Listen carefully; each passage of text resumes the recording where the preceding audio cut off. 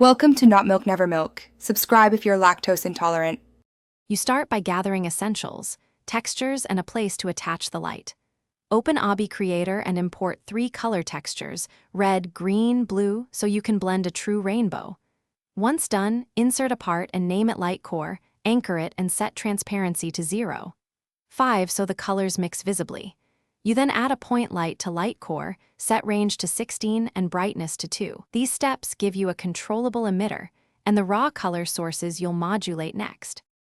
Now you write the behavior, a simple local script that cycles hues.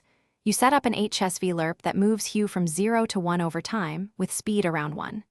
2 so it's smooth but visible, then loop it.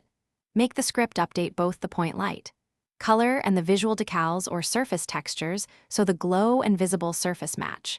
You do this because synchronized color and surface give a convincing rainbow, changing only one looks disconnected. Test small tweaks to speed and saturation to refine the effect. Finish by polishing behavior and guarding performance. You reduce range and brightness to what players actually need and cap update frequency to avoid spikes. Then implement a smoothing step.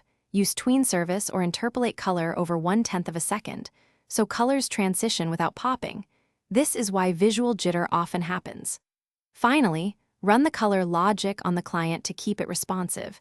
However, replicate only essential state from the server. If lights still misbehave, check for conflicting scripts or duplicated lights first. Thanks for watching. If this was helpful, leave a like and consider subscribing. See you next time.